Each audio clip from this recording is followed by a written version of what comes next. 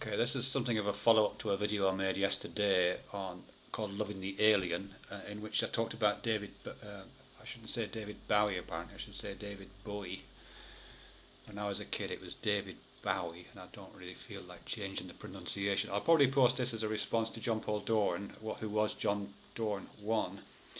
Although it'll also be addressing the next person up the chain, who is Gary, on his Doom, Gloom, Boom, whatever channel, which in turn, one chain further up, was Professor Anton in the guise of Valer, talking about sex, gender, sexuality, different kinds of relationships that fit within that trinity of ways of talking about these things. Wasn't really talking about sexual activity as such, although it feeds into it. Yeah, okay, so a few things about this. I mean, if I can start with just thinking about Gary's video there. There's a lots of, the word perversion is there a lot, really, perversion. And it is a great word. I was using it in the sense, in kind of in Freud's sense of polymorphously perverse, which is a brilliant, I don't know why Freud would use that word, or whoever translated Freud's term as polymorphously perverse, but it is a great word, because perverse, if I understand it correctly, means something like turning away from. It's of the same kind of origin as deviant. It's about, it's this sense of turning. There's something about turning, about the, yeah, it's that kind of sense, really. And I really like the idea of this. You could turn in any direction. That's Freud's sense. You're polymorphously perverse.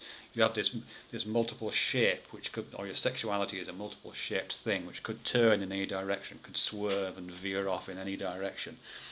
And whilst yes, in kind of crudely Lego block mechanistic terms, there is a kind of male-female fit, you know what I mean? It's that's not the same thing as the drive which that's attached to. I'm not sure if I really explain what I mean by that, but that's the idea, at least, that this perversity is about swerving away from. I think that something could swerve in any possible direction. It's just something that's in motion, is dynamic, and is trained or steered or guided, or any of those kind of movement metaphors, into the direction of whatever is appropriate, which of course historically, and I'm talking about biological historically, was the logic of reproduction, but it hasn't been that logic for millions of years. Well, certainly tens of thousands of years. That hasn't been the logic. Very few people, I suspect, engage in sexual activity in order to reproduce. Most people do it because it's fun and because it satisfies that perverse drive, the urge to spin off in some direction and find somebody to connect with at the end of that spin. That's kind of what it's about, really. But I think those two things, and if I can just talk to you, Gary, here, I think you dwell a little bit too closely, for my comfort at least, on that kind of biological determinism, that degree of fit. The fact that, yes, reproduction has a certain logic to it. There is a drive which at some point in eons past serviced provided the bait for that logic. But now they've floated free, you know what I mean? They have floated free, like lots of other things, and lots of other things that you've talked about, recognises the fact that pretty much the unique possibly unique, I don't know if it's how unique it is, but possibly the unique function of humans is lots of those things are decoupled. We're capable of all kinds of things. When we were kind of thrown out of the garden and became conscious, rational beings, a lot of those things were severed, So now we have a morality which isn't linked to the kind of getting and spending logic that animals have. We have a set of behaviours to one another which are, again, decoupled from the just a kind of tribal thing, or the empathy thing. We can behave in what I guess you would call rational ways. We've managed to separate those things, and I think these things that I'm talking about here, at least I would argue, are also decoupled. There isn't a necessary logic. There's trailing filaments of connectivity and ideas, of course, which connect those things to us, but they are increasingly evanescent. And we have been if not completely sent into orbit, and in terms of that that perverted spin upwards away from biological determinism, at least partially. You know what I mean? I mean, one of the things I was thinking about, well, kind of whilst I was making my last video, but since as well, you know, is this thing about finding yourself on planet Earth. You know what I mean?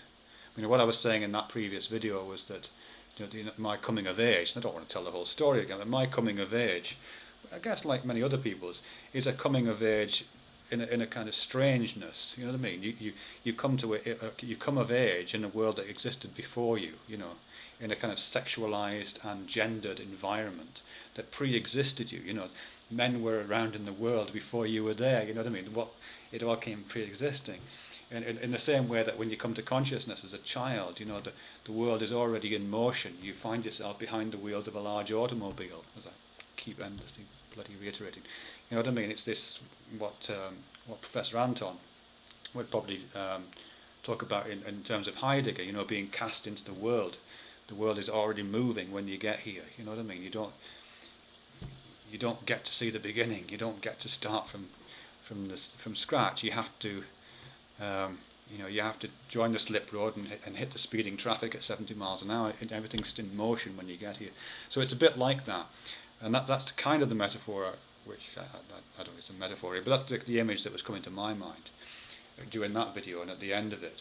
You know, it's certainly for me at least, and because I was a Bowie fan as a kid, that's the metaphor I'm using. But you know, it was this idea of, you know, kind of crash landing on a planet, and trying to figure out what the rules are whilst you're living, you know, whilst you're doing the stuff that you have to do, including, you know, trying to figure out, all right, this is a planet that's got two kinds of people on it, and some of them look a bit like this, and some of them look a bit like this, and sometimes these people who look a bit different do things together, and sometimes they do it with one another, and sometimes they perform completely different things. And it's that kind of a maturation process I'm kind of hinting at. But you know, you're right. It's all perverse in the literal sense of spinning off, but not spinning off from a biological trajectory. You know what I mean? Because it seems like what you went, because you started talking about it in one way, I think, if I understand it correctly, Gary, and then by the end you were talking about it in a slightly different way. By the end, I got the sense that, you know, after you talked about this kind of biological inevitability and biologically determined relationships. You know, I started to get this sense that you were describing the route from, you know, from the guy to the girl, the finger to the button with a V on it. You know, that kind of that line as being the kind of line of well, you use the word normal. You know, that's the normal line, and that's the one you go down unless you're deviant, or unless you're a pervert, or you know, it's all these spin-offs which I wouldn't hold to really. I think that might have been arguably the case if we were just animals, but we're not just animals. We have, as I said before, been cast out of the garden. We have risen above nature, as Katharine Hepburn says, you know, in the film The African Queen. You know, nature, Mr. All Not, is what we are put on this earth to rise above. It's that, and unless I probably overstating the case here, but I think unless we are willing to accept a position that you can rise above nature, then you are bound to nature in all its forms. So you have to draw your morality from nature, you would have to draw rationality from nature. There would be no, I don't think it's a sterile language anyway, but you couldn't make those kind of aspirational claims for a sterile language, by which I am choosing to assume you mean one in which we can talk without obscuring and contaminating and kind of toxic influences of subjectivity. You know, unless we create this superluminary orbital plane in which we can all kind of deviate ourselves up to, and then come back sometime later, perhaps, you know, re-enter the garden and come back to Earth, and you know, try and pick it up from there. Really, yeah, I don't know if I've made any sense there. Really, and I haven't got to the jonpauldorn wanting at all. Yeah.